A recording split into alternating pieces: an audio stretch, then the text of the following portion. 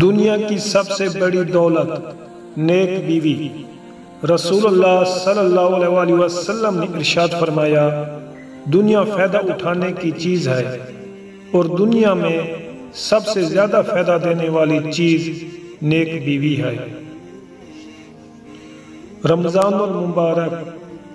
حضرت ابو ہریرہ رضی اللہ تعالیٰ عنہ سے روایت ہے، رسول اللہ صلی اللہ علیہ وسلم نے ارشاد فرمایا، جب رمضان شروع ہوتا ہے تو رحمت کے دروازے کھول دیے جاتے ہیں اور دوزخ کے دروازے بند کر دیے جاتے ہیں اور شیاطین کو زنجیریں پہنا دی جاتی ہیں۔